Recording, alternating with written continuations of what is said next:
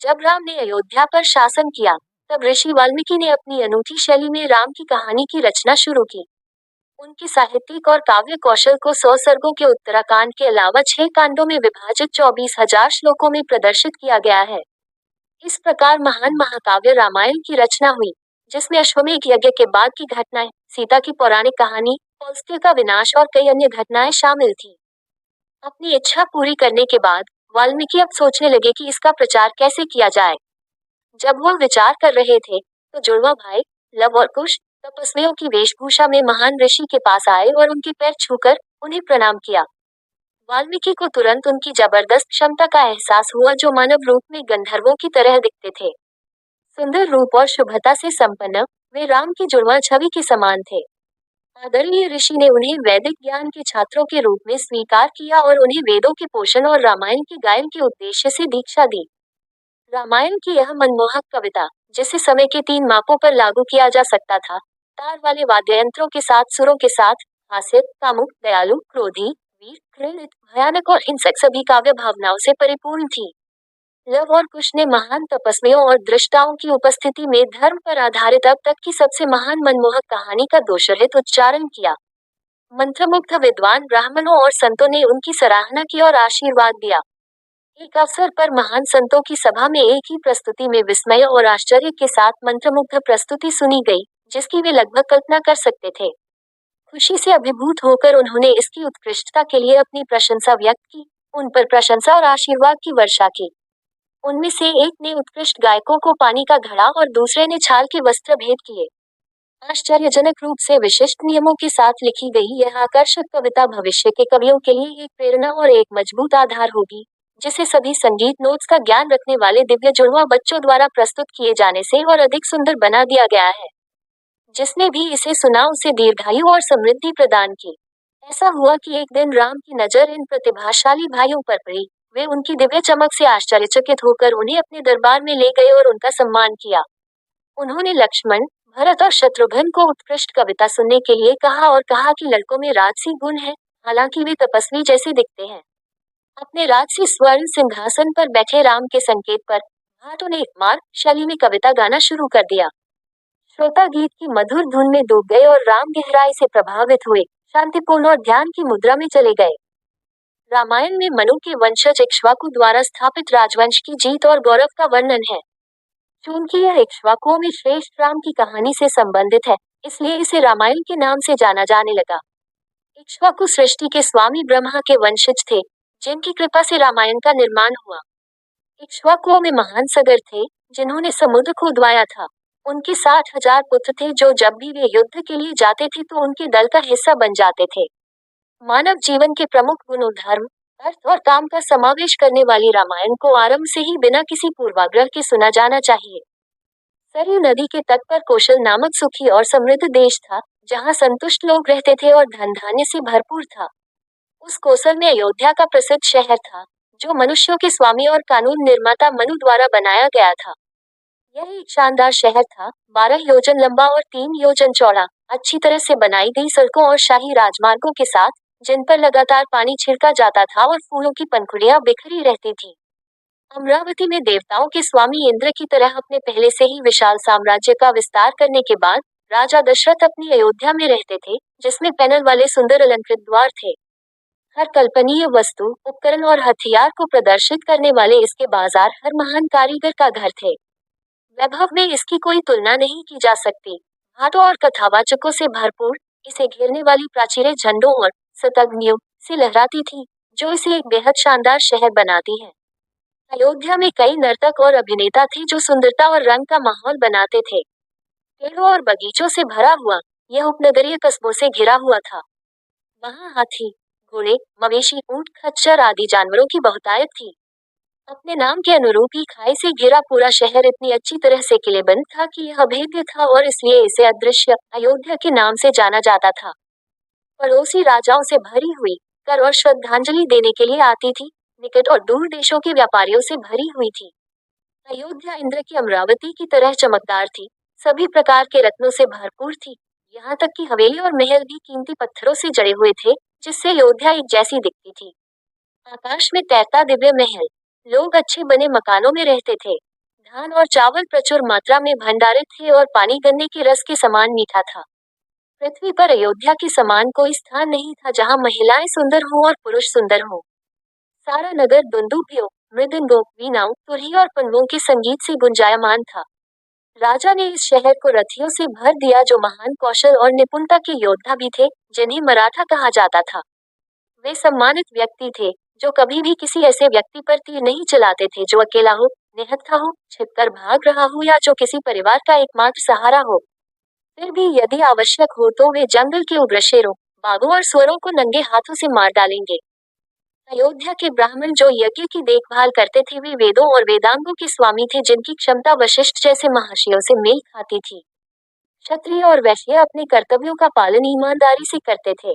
सभी दानशील, ईमानदार और ईमानदार थे। सत्य के प्रति समर्पित, वे क्षमाशील, धैर्यवान और अत्यधिक बुद्धिमान थे। तेजस्वी, वीर और धर्मात्मा राजा दशरथ, 3 शब्दों में अथिर्थ के रूप में प्रसिद्ध, अपनी इंद्रियों को वश में करने के लिए प्रसिद्ध, मनु की तरह अयोध्या शहर में रहकर पूरी दुनिया पर शासन करते थे। वो वेदों के ज्ञाता, सभी संसाधनों के सेनापति और दूरदर्शिता से संपन्न थे, किसी भी चुनौती का सामना करने के लिए तैयार थे। वो कस्बों और गांवों में रहने वालों के भी प्रिय थे। इक्ष्वाकुओं के बीच वह तेज रफ्तार रथों से लड़ने वाले एक बेजोड़ योद्धा के रूप में प्रसिद्ध थे। उन्होंने अनेक यज्ञ किए, धर्म के प्रति समर्पित होकर पुनर्तः आत्म अनुशासित थे और शत्रुओं के संहारक के रूप में तीनों लोकों में प्रसिद्ध थे। धन संपत्ति, मनुष्यों में महापुरुष, वह अपने वचन के प्रति सच्चा था, सदाचार का पालन करता था और इंद्र की अमरावती की तरह अयोध्या के सर्वोत्तम शहरों पर शासन करता था। इस शानदार शहर में लोग प्रसन्नचित, ईमानदार और ईमानदार थे। उन्हें वेदों और शास्त्रों का गहन ज्ञान था। वे सच्चे थे और लालची नहीं थे, क्योंकि प्रत्येक व्यक्ति उसके पास जो कुछ भी था उससे संतुष्ट था। ऐसा कोई भी गृहस्थ नहीं था जिसके पास पर्याप्त मात्रा में संपत्ति न हो, जिसने धर्म, अर्थ और काम के अपने लक्ष्यों को प्राप्त न किया हो। उनके पास धन, घोड़े, मवेशी या अनाज की कभी कमी नहीं थी। अयोध्या में कहीं भी कोई परोपकारी, कंजूस, अशिक्षित व्यक्ति या नास्तिक नहीं पाया जा सकता। सभी स्त्री पुरुष शालीनता से आचरण करते थे। कोई भी झुमके, हीरे, हार या माला के बिना नहीं था। उन्होंने सुख और अनेक सुखों का जीवन व्यतीत किया। वे सुगंधित जल से स्नान करते थे, वस्त्र और इत्र का प्रयोग करते थे और बाजूबंद और सुनहरे कवच पहनते थे। सभी को अच्छा स्वच्छ भोजन मिलता था। वे उदार थे और अपनी भावनाओं पर संयम रखते थे। वहाँ कोई चोर, कोई नीच मानसिकता वाला व्यक्ति या अनुचित वंश और मिश्रित जाति के लोग नहीं थे। ब्राह्मण सावधानी पूर्वक पवित्र अग्नि की देखभाल करते थे, चंद्रायन करते थे, वेदों का प्रचार करते थे और शास्त्रों में पारंगत थे। वैवाहिक संबंध पवित्र थे, किसी ने भी ईश्वर के अस्तित्व से इनकार नहीं किया और न ही झूठ बोला। सभी अपने राजा की पूजा करते थे, कोई भी दुखी या चंचल स्वभाव का नहीं था। कोई भी पुरुष या स्त्री ऐसा नहीं था जो सौंदर्य से संपन्न न हो। अयोध्या के लोग स्वभाव से दानशील और स्वाध्याय करने वाले थे। चारों जातियां अपने मेहमानों को देवता के रूप में पूजती थीं। सत्य और सम्मान से संरक्षित, वे अपने बच्चों और पोते पोतियों की पीढ़ियों के बीच लंबे समय तक और खुशी से रहते थे। क्षत्रिय ब्राह्मणों के अधीन थे और वैश्य क्षत्रियों के अनुयायी थे। शूद्रों ने अन्य सभी की सहायता की। हर कोई अपने पेशे में पूरी तरह व्यस्त था। मनु की तरह दशरथ ने उस शहर पर कुशलता से शासन किया जो अपने शेर जैसे योद्धाओं, कुशल, निपुण और अपनी कला में अजय उस्तादों के लिए जाना जाता था। अयोध्या के पास कंबोज, बाहली, वनायु और सिंधु क्षेत्रों के घोड़े थे, जो इंद्र के घोड़े उच्चश्रवा के बराबर थे। विंध्य और हिमालय में पैदा हुए अन्य शक्तिशाली हाथी थे, जो ऐरावत, महापद्म, अंजना और वामन की अद्वितीय नस्लें थीं, जो भद्र, मंद्रा, मृग की नस्लों से संबंधित थी और भद्र और मंद्रा, मंद्रा और मृगा की नस्ल की मिश्रित नस्लें थीं। साथ ही भद्रा और मृगा, हजारों की आबादी से भरपूर, भव्य इमारतों, मजबूत दरवाजों के साथ, अयोध्या, जिसका अर्थ है अजय, वास्तव में सार्थक है। अपने शत्रुओं को वश में करके दशरथ ने इंद्र के समान शानदार शहर पर शासन किया, जैसे चंद्रमा सितारों पर शासन करता है। उत्कृष्ट गुणों वाले 8 मंत्रियों ने इक्ष्वाकुओं के कुलीन वंशज दशरथ की सहायता की। वे दृष्टि, जयंत, विजया, सिद्धार्थ, अर्थ, साधक, अशोक, मंत्रपाल और सुमंत्र थे। दृष्टाओं में अग्रणी वशिष्ठ और वामदेव अन्य परामर्शदाताओं के अलावा पारिवारिक पुजारी थे। उनमें से किसी ने कभी भी खुशी, लाभ या क्रोध के लिए झूठ नहीं बोला। शास्त्र और विज्ञान में पारंगत, उन्हें अध्ययन की हर शाखा का ज्ञान था और वे अन्याय के सभी कार्यों से दूर रहते थे। प्रसिद्ध, प्रतिष्ठित, धनी और संयमित इंद्रियों वाले, उनके कार्य उनके शब्दों से मेल खाते थे। उनके निर्णय कभी भी जल्दबाजी में नहीं होते थे, बल्कि बहुत सोच विचार के बाद होते थे। अद्वितीय और क्षमाशील, वे हमेशा मुस्कुराकर बात करते थे। देश या विदेश में ऐसा कुछ भी नहीं हुआ जिसके बारे में उन्हें गुप्त एजेंटों के बारे में कोई जानकारी न हो, जिससे उन्हें पहले ही हो चुकी घटनाओं, वास्तव में घटित होने वाली या केवल सोची गई घटनाओं के बारे में सूचित किया जा सके। वे अपने कर्तव्यों में निपुण थे, इतने वफादार थे कि यदि किसी अफसर की आवश्यकता होती तो वे अपने बेटों को भी नहीं बख्शते थे। शाही खजाने को भरने और सेना बनाए रखने में लगे हुए थे। वे किसी दुश्मन को भी नुकसान नहीं पहुंचाते थे अगर उसने कोई गलत काम नहीं किया हो। शक्तिशाली, वे अनुकरणीय राजनेता और क्षेत्र और उसके लोगों के रक्षक थे। अपने कर्तव्यों का पालन करते हुए उन्होंने ब्राह्मणों और क्षत्रियों को चोट नहीं पहुंचाई। किसी व्यक्ति के अपराध की गंभीरता पर विचार करने के बाद ही सजा दी जाती थी। जब वे ईमानदार और प्रतिष्ठित व्यक्ति न्याय के लिए बैठे, तो राज्य में एक भी व्यक्ति ऐसा नहीं था जिसने झूठी गवाही देने का साहस किया हो। राजा के कल्याण के लिए हमेशा सतर्क रहने वाले, अनुकरणीय राजनेता के विवेकशील और समझदार मंत्री त्रुटिहीन आचरण वाले थे। वे अच्छे वस्त्र और आभूषण पहनते थे, अपनी शिष्टाचारपूर्ण दृढ़ता, असीम बहादुरी और वीरता के लिए जाने जाते थे। वे निर्दोष और बुद्धिमान निर्णय लेते थे, जिसके लिए वे देश के बाहर भी प्रतिष्ठित थे। वे हमेशा दयालुता और प्रसन्नतापूर्वक बातचीत करते थे। गुप्त एजेंटों के माध्यम से हमेशा सतर्क रहने वाले, अपनी प्रजा को उनके गुणों के अनुसार पुरस्कृत करने वाले, दशरथ को कोई भी शत्रु अपने बराबर का नहीं मिला, उससे श्रेष्ठ तो क्या। शत्रुओं का दमन कर दिया गया, सहायक राजा वफादार थे, सब कुछ शांतिपूर्ण था और अयोध्या शांति का आनंद ले रही थी। अनेक मित्रों से संपन्न, अत्यंत योग्य परामर्शदाताओं से घिरे हुए, दशरथ अपनी तेजस्वी किरणों के साथ उगते सूर्य की तरह पृथ्वी पर उसी तरह राज करते थे, जैसे इंद्र स्वर्ग पर राज करते थे। यद्यपि दशरथ अदम्य, उत्कृष्ट और सद्गुणों की प्रतिमूर्ति के रूप में विश्व भर में प्रसिद्ध थे, फिर भी उन्हें एक गुप्त संतोष था। यह अपने वंश को आगे बढ़ाने के लिए कोई संतान न होने का असंतोष था। भारी हृदय और पुत्रों की लालसा के कारण उन्होंने स्वयं से प्रश्न किया कि उन्हें पुत्र प्राप्ति के लिए अश्वमेध यज्ञ क्यों नहीं करना चाहिए। अपना मन बना लेने के बाद उन्होंने अपने सबसे उत्कृष्ट मंत्रियों सुमंत्र को बुलाया और उनसे सभी आध्यात्मिक गुरुओं और पारिवारिक पुजारियों को लाने के लिए कहा। इसके बाद सुयज्ञ, वामदेव, जाबाली, कश्यप और वशिष्ठ अन्य ब्राह्मणों के साथ पहुंचे। सभा को प्रणाम करते हुए आदरणीय दशरथ ने उन्हें अत्यंत कृपापूर्वक संबोधित करते हुए कहा, पुत्रों के लिए तरसते हुए मैं हमेशा दुखी और बेचैन रहता हूँ, क्योंकि मेरी कोई संतान नहीं है। अब मेरी इच्छा अश्वमेध यज्ञ करने और देवताओं की पूजा करने की है। ये भी बताएं, मैं अपनी इच्छा कैसे पूरी कर सकता हूँ। वशिष्ठ और अन्य ब्राह्मणों ने उस निर्णय की सराहना की और उन्हें आशीर्वाद देते हुए कहा कि उनकी इच्छा जल्द ही पूरी होगी। उनकी स्वीकृति से दशरथ प्रसन्न हुए, जिनकी आंखें खुशी और उत्साह से चमक उठी। उन्होंने आदेश दिया कि अनुष्ठान के लिए आवश्यक वस्तुएं आध्यात्मिक गुरुओं के निर्देशानुसार खरीदी जाएं और बलि के घोड़े को योद्धाओं की सुरक्षा में छोड़ा जाए। सरयू नदी के बाएं तट पर शास्त्रोक्त रीति से पवित्र मंडप बनाया जाना था। यज्ञ के निर्विघ्न समापन के लिए नियतानुसार शुभ संस्कार किए जाने थे। उन्होंने इस बात पर जोर दिया कि अश्वमेध यज्ञों में सर्वश्रेष्ठ है और यदि कठिनाइयां और बाधाएं उत्पन्न न हो, तो हर राजा इसे पूरा करना चाहेगा। विद्वान ब्रह्म राक्षस हमेशा यज्ञ में दोष निकालने की फिराक में रहते हैं, ताकि वे उस पर प्रहार कर सके और यदि ऐसा कुछ होता है, तो जो यज्ञ करा रहा है वह तुरंत नष्ट हो जाएगा। इसलिए नियमों का कड़ाई से पालन करके और हर विवरण का ध्यान रखते हुए दोषरहित प्रदर्शन अनिवार्य है। मंत्रियों ने दशरथ को आश्वासन दिया कि उनके आदेशों का पालन किया जाएगा। बुद्धिमान और प्रबुद्ध ब्राह्मणों ने राजा को उनकी इच्छाओं की शीघ्र पूर्ति के लिए आशीर्वाद दिया और विदा ली। जब दशरथ ने अपनी प्रिय पत्नियों को अपनी योजनाओं के बारे में बताया तो वे महल की ओर चल पड़े। वे अश्वमेध के विचार से प्रसन्न और मंत्रमुग्ध थे। उनके सुंदर चेहरे कमल के समान चमक रहे थे। बाद में राजा दशरथ ने अपने महल के एकांत में अपने सारथी सुमंत्र द्वारा सुनाई गई कहानी सुनी। संतों की उपस्थिति में पवित्र सनत कुमार द्वारा बताई गई एक प्राचीन कहानी। सुमंत्र ने कहा कि यह कहानी दशरथ से संबंधित है, जो अब संतान की इच्छा रखते थे। प्रख्यात कश्यप का विभांडक नाम का एक पुत्र था, जिसे प्रसिद्ध ऋषि श्रृंग नामक पुत्र के लिए नियुक्त किया गया था। जंगल में पले बड़े ब्राह्मणों में से इस स्वामी के पास अपने पिता की जरूरतों को पूरा करने के अलावा कोई अन्य व्यवसाय नहीं था। वह इसके अलावा कोई जीवन नहीं जानता था। वह पवित्र अग्नि की देखभाल करता था और अपने पिता के अलावा किसी अन्य मनुष्य को नहीं जानता था। उसने ब्राह्मणों द्वारा व्रतत्व और प्रजापत्य के रूप में सम्मानित दोहरे ब्रह्मचर्य के जीवन का अभ्यास किया। अग्नि देवता की पूजा करते हुए और अपने आदरणीय की सेवा करते हुए कई साल बीत गए। पिता और कई अन्य लोग ब्रह्मचर्य जीवन के एक तरीके व्रतत्व के अभ्यास में आगे बढ़े। इस समय अंगद राज्य पर रोमपद का शासन था। अपने राजा के आचरण में चूक के परिणाम स्वरूप देश भयानक सूखे के दौर से गुजर रहा था, जिससे सभी जीवन और उसके प्राणियों पर खतरा मंडरा रहा था। निराश राजा ने ब्राह्मणों को बुलाया और कहा, आप सभी दुनिया के तरीकों के बारे में अनुभवी और बुद्धिमान हैं।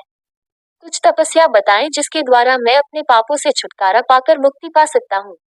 तब वेदों के आचार्यों ने रोमपाद से कहा कि उन्हें किसी न किसी माध्यम से ऋषिशृंग को अंगद में लाना चाहिए, उचित सम्मान के साथ उनका स्वागत करना चाहिए और समारोह पूर्वक अपनी बेटी शांता से उनका विवाह कराना चाहिए। उस पर रोमपाद को आश्चर्य हुआ कि वह ऐसे अद्भुत प्रतिभा वाले, मनुष्यों में महान, अपनी सभी इंद्रियों के स्वामी और जन्मजात ब्रह्मचारी व्यक्ति को देश में कैसे ला सकते हैं।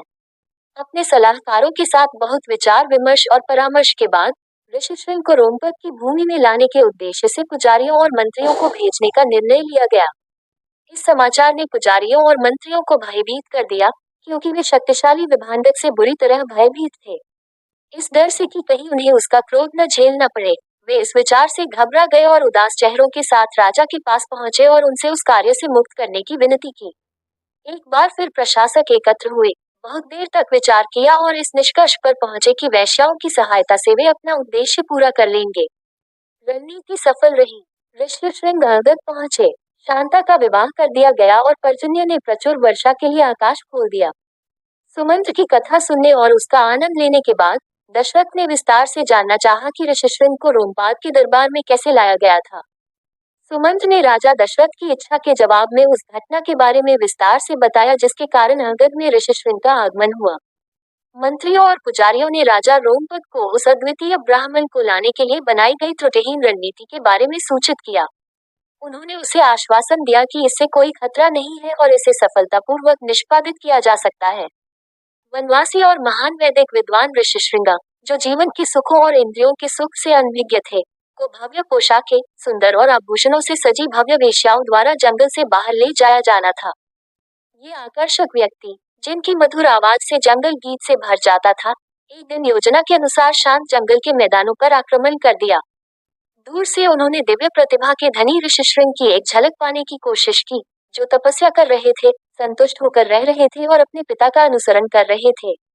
कभी भी आश्रम से बाहर कदम नहीं रखने और अपने पिता के अलावा किसी भी पुरुष या महिला को नहीं देखने के कारण ऋषिशृंग के जीवन में अचानक बदलाव आया, जब वह उस खूबसूरत महिला से टकराए, जो एक उद्देश्य के साथ जंगल में भटक गई थी।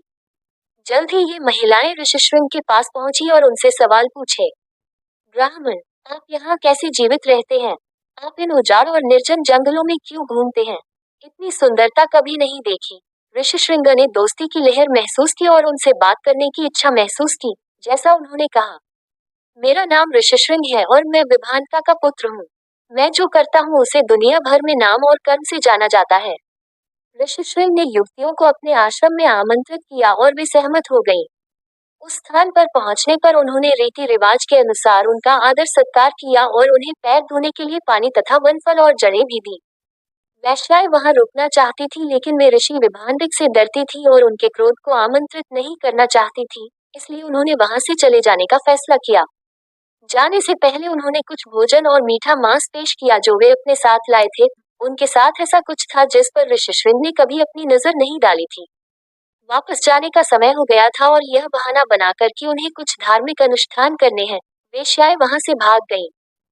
युवतियों के चले जाने के बाद ऋषिशृंग हृदय से रुग्ण हो गए और उजाड़ होकर इधर उधर घूमने लगे। अगले दिन जब वह उस स्थान पर वापस आया जहां वह सुंदर वेश्याओं से मिला था, तो वे उसे देखकर बहुत प्रसन्न हुई और उसे अपने साथ अपने आश्रम में वापस चलने के लिए आमंत्रित किया, जहां उसका भव्य स्वागत किया जाएगा। मानव जाल के आकर्षण में फंसकर मंत्रमुग्ध ऋषिशृंग ने उन्हें अपना रास्ता बनाने की अनुमति दी और इस तरह उन्हें जंगल से और उनकी मासूमियत से दूर कर दिया गया। जैसे ही ऋषिशृंग ने अंगद में कदम रखा, पर्जन्य ने सूखी धरती पर मूसलाधार बारिश भेज दी। रोमपाद ऋषिशृंग को लेने के लिए आगे बढ़े और देश में बारिश लाने के लिए उन्हें प्रणाम किया। उन्होंने ऋष्यशृंग को वापस लाने के लिए विभांडक के क्रोध को दूर करने की कृपा भी मांगी। शांता का विवाह ऋष्यशृंग से हुआ और रोमपाद को अपनी इच्छाएं पूरी होने के साथ बहुत शांति और खुशी मिली। सुमंत ने सनत कुमार का कथन जारी रखा। इक्ष्वाकु वंश में एक तेजस्वी, समृद्ध और सत्य के प्रति समर्पित राजा का जन्म होगा। वह अपने वचन का पक्का और कई गुणों वाला व्यक्ति होगा। उसे दशरथ के नाम से जाना जाएगा, जो बाद में रोमपाद के साथ दोस्ती करेगा। कहानी आगे कहा गया है कि प्रसिद्ध राजा दशरथ लोगों के स्वामी, नैतिकता और सच्चाई के संरक्षक रोमपाद के पास जाएंगे और उनसे संतान के आह्वान के लिए धार्मिक बलिदान आयोजित करने के लिए ऋष्यशृंग को भेजने का अनुरोध करेंगे, ताकि इक्ष्वाकु वंश बिना किसी रुकावट के जारी रह सके। जब रोमपाद सहमत हुए तो दशरथ का व्यथित मन खुशी से झूम उठा। सभी चिंताओं से मुक्त होकर वह श्रद्धापूर्वक हाथ जोड़कर ऋषिशृंग के पास पहुंचे। उन्होंने कहा कि पुत्रों के अभाव में वह संतान प्राप्ति के लिए उपयुक्त अनुष्ठान करना चाहते हैं और ऋषिशृंग उनकी अध्यक्षता करे और उन्हें पुत्रों का आशीर्वाद दे। उनके वरदान दिए गए। महान यशस्वी 4 पुत्रों का जन्म हुआ, जिन्होंने इक्ष्वाकुओं को तीनों लोकों में अद्वितीय गौरव और प्रसिद्धि दिलाई। ये कृत युग के प्रारंभिक काल के दौरान सनत कुमार द्वारा बताई गई कहानी थी। तब सुमंत ने राजा दशरथ से सर्वोत्तम रथों की कमान संभालने और ऋषिशृंग को सम्मान देने और उन्हें अयोध्या वापस ले जाने के लिए एक शानदार अनुचर इकट्ठा करने के लिए कहा। वशिष्ठ की अनुमति से दशरथ अपनी रानियों और दरबारियों के साथ हगक की ओर प्रस्थान कर गए। कई नदियों और जंगलों को पार करते हुए उन्होंने नवजात अग्नि की लपटों की तरह चमकते हुए एक शानदार चुंबकीय ब्राह्मण को रोमपद के बगल में बैठा पाया। राजा दशरथ, जो अपने सबसे अच्छे मित्र थे, को देखकर खुशी से अभिभूत होकर रोमपाद ने बड़ी गर्मजोशी और श्रद्धा के साथ उनका स्वागत किया। दोनों के बीच मित्रता के बंधन से अवगत ऋषिशृंगा ने भी विशेष श्रद्धांजलि अर्पित की और भी अधिक विस्तृत स्वागत की पेशकश की। कुछ दिनों तक अद्भुत आतिथ्य का आनंद लेने के बाद राजा दशरथ ने वापस लौटने की इच्छा की, ताकि वह तपस्या शुरू कर सके। रोमपरा ने उन्हें स्नेहपूर्ण और मार्मिक विदाई दी। उत्सुक और उत्साहित दशरथ अपने राज्य की ओर वापस यात्रा पर निकल पड़े। उसने उनके आगमन की घोषणा करने और शहर को सजाने के लिए दूतों को आगे भेजा। शाही दल की घर वापसी की खबर सुनकर अयोध्या के लोग खुशी से राजा की आज्ञाओं का पालन करने में व्यस्त हो गए। सड़कों पर सुगंधित जल छिड़का गया, धूप जलाई गई और झंडे फहराए गए। जल्द ही दशरथ ने ऋषिशृंग के साथ शंखों की ध्वनि और ढोल की थाप के साथ सुंदर रूप से सजी हुई अयोध्या में एक भव्य और धूमधाम से प्रवेश किया। नागरिक उस प्रतिभाशाली ऋषि को देखकर प्रसन्न हुए, जिन्हें पारंपरिक और उचित स्वागत के लिए महल में ले जाया गया था। दशरथ खुश थे क्योंकि वह ऋषिशृंग को लाने में सक्षम थे। शांता को देखकर राजमहिलाएं प्रसन्न हुई। उसकी सुंदरता ने उन्हें मंत्रमुग्ध कर दिया और सभी ने उसका आदरपूर्वक सम्मान किया। शांता भी खुश थी और वह ऋषिशृंगा के साथ कुछ समय के लिए अयोध्या में रही। समय बीतता गया, दिन बीतते गए और जब वसंत आया, सुंदर और मनमोहक, तो दशरथ के मन में यज्ञ करने की लालसा जाग उठी। उस ब्राह्मण, जिसकी चमक दिव्य थी, के प्रति श्रद्धा से सिर झुकाते हुए दशरथ ने उसे अनुष्ठान शुरू करने और मुख्य पीठासीन पुजारी बनने का अनुरोध किया। ऋषिशृंग ने सम्मान स्वीकार कर लिया और सुमंत को वेदों के उन सभी आचार्यों, सुयज्ञ, वामदेव, जाबाली और कश्यप के साथ साथ पारिवारिक पुजारी वशिष्ठ और अन्य विद्वान ब्राह्मणों को इकट्ठा करने के लिए बुलाया गया। दशरथ ने आदरणीय सभा को श्रद्धांजलि अर्पित की। उनके शब्दों में अनुग्रह और धार्मिकता झलक रही थी। उन्होंने कहा कि बेटों के लिए उनकी चाहत इतनी तीव्र थी कि उनसे सारी खुशियां छीन ली गईं। इसी कारण से वह यथाविधि अश्वमेध यज्ञ करना चाहते थे, ताकि उनकी इच्छाएं पूरी हो सके। उपस्थित जनसमूह ने दशरथ की सराहना करते हुए कहा कि उन्हें महान यशस्वी 4 पुत्रों का आशीर्वाद मिलेगा। ऋषिशृंग और अन्य गुरुओं ने राजा दशरथ को बलिदान के लिए सामान खरीदने और योद्धाओं की सुरक्षा में घोड़े को छोड़ने का निर्देश दिया। राजा प्रसन्न हुआ और उसने अपने मंत्रियों से अपने गुरुओं की आवश्यकताओं को पूरा करने के लिए कहा। निर्धारित विधि के अनुसार सरयू नदी के उत्तरी तट पर एक यज्ञ मंडप बनाया जाना था। यज्ञ के निर्विघ्न समापन के लिए नियतानुसार शुभ संस्कार किए जाने थे। मंत्रियों ने राजा से विदा लेते हुए आज्ञाओं का पालन करने का वादा किया। ब्राह्मण अपने निवास स्थान पर लौट आए और दशरथ अपने महल में चले गए। 1 वर्ष बीत गया और एक और वसंत आ गया। प्रारंभिक अनुष्ठान पूरा करने के बाद दशरथ अश्वमेध शुरू करने के लिए यज्ञ मंडप में चले गए। वहां उन्होंने उस महान ब्राह्मण वशिष्ठ को प्रणाम किया, जिनसे उन्होंने कहा, आप मेरे मित्र और सर्वोच्च मार्गदर्शक हैं। महान समारोह की जिम्मेदारी और यज्ञ के किसी भी पहलू में किसी भी बाधा को दूर करने का दायित्व केवल आप ही वहन कर सकते हैं। वशिष्ठ ने दशरथ को आश्वासन दिया कि सब ठीक होगा और उनकी इच्छा के अनुसार किया जाएगा। सफलता का वादा करते हुए वशिष्ठ ने महान धर्मपरायणता के विशाल आयोजन की तैयारी शुरू कर दी। उन्होंने प्रतिष्ठित अनुभवी ब्राह्मणों को बुलाया, जो ऐसे बलिदानों के प्रदर्शन में प्रशिक्षित थे और अनुष्ठान संबंधी मामलों के निष्पादन में पारंगत थे। उन्होंने प्रसिद्ध वास्तुकारों, निर्माण कला में अनुभवी, निष्ठावान कारीगरों, बढ़ाई, ज्योतिषियों, नर्तकों और अभिनेताओं से बात की। अनुष्ठान ग्रंथों में अत्यधिक ज्ञान रखने वाले अत्यधिक बौद्धिक और विद्वान पुरुषों का भी साक्षात्कार लिया गया। वशिष्ठ ने उनसे निर्धारित संहिता के अनुसार यज्ञ संस्कार का उद्घाटन करने को कहा। उन्होंने राजाओं के लिए शाही आवासों के निर्माण के लिए हजारों ईंटें लाने का भी आदेश दिया, जिसमें आने वाले राजाओं के लिए हर सुविधा हो और ब्राह्मणों के लिए कई अच्छे घर हों। सभी को न केवल बनाया जाना था, बल्कि हर संभव भोजन और पेय का भंडारण भी करना था। अयोध्या के लोगों के लिए आश्रय की भी व्यवस्था की जानी थी, जो हर इच्छा से सुसज्जित हो। यहाँ तक कि छोटे शहरों और ग्रामीण इलाकों के लोगों को भी बड़े सम्मान के साथ सर्वोत्तम भोजन दिया जाना था। समाज के सभी वर्गों का समान गर्मजोशी से स्वागत किया जाना था। न तो लालच, वासना और न ही क्रोध आतिथ्य में बाधा बन सकता था। यज्ञ के कर्तव्यों के निर्वहन में लगे मूर्तिकारों, पुजारियों और कारीगरों को रैंक के अनुसार विशेष उपचार दिया जाता था। वशिष्ठ का अंतिम शब्द था कि हर किसी को अपने दिल को प्यार और स्नेह से भरना चाहिए, हर चीज पर ध्यान देना चाहिए और कुछ भी नहीं छोड़ना चाहिए। सभा ने उनकी इच्छाओं को पूरा करने और हर विवरण पर ध्यान देने का वादा किया। एक बार फिर सुमंत्र को बुलाया गया। वशिष्ठ ने उनसे पृथ्वी के सभी राजाओं, साथ ही क्षत्रियों, ब्राह्मणों, वैश्यों और शूद्रों को आमंत्रित करने के लिए कहा।